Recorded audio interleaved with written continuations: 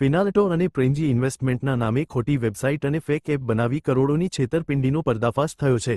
Cyber centre of એક્સલન્સે કુલ 4 આરોપીઓની ધરપકડ કરી છે। આ જ રીતે ઇન્વેસ્ટમેન્ટ ફ્રોડનો ત્રીજો કેસ આવેલો છે અહેમદાબાદ સિટીમાંથી। એ હતું પ્રેમજી ઇન્વેસ્ટમેન્ટ કરીને। આ ગ્રુપમાં બધા જ સ્કેમસ્ટર્સ હતા અને આના આવી રીતે વિક્ટિમને એક બેને એડ કરવામાં આવે છે। તેમની સાથે આ પ્રકારે ઇન્વેસ્ટમેન્ટ કરવાથી એમને નફો થયેલો છે, એના સ્ક્રીનશોટ પણ મૂકવામાં આવતા હોય છે। આ બધી વસ્તુ ડમી હોય છે। એમનું 2 કરોડ અને 32 લાખ રૂપિયા તેટલું આ સિનિયરને તેમાં ઇન્વેસ્ટમેન્ટ કરેલું હતું।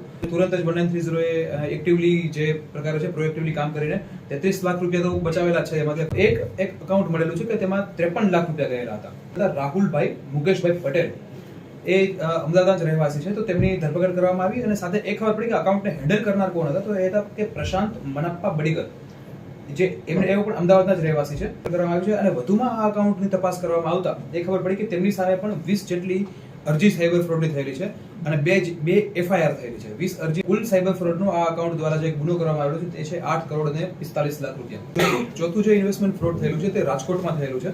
તેમાં બી બિઝનેસમેન છે અને 26 કરોડથી ઉપર રૂપિયાનું આ રીતે જ વોટ્સઅપમાં રોકાણ કરવા માટેની લાલચ આપીને તેમને જે ઇન્વેસ્ટમેન્ટ માટે કરાવડાવેલું છે, એમ કુલ 9 આરોપીની ધરપકડ કરવામાં આવેલી છે।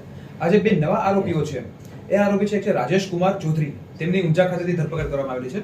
આજે 26 કરોડ રૂપિયાનું ફ્રોડ થયેલું હતું, તેમાંથી 1 કરોડ અને 27 લાખ તેમના અકાઉન્ટમાં ગયેલા હતા અને બીજા એક આરોપી છે ધર્મેન્દ્ર કુમાર રાવલ, તેમના અકાઉન્ટમાં 63 લાખ 41 હજાર રૂપિયા ગયેલા હતા।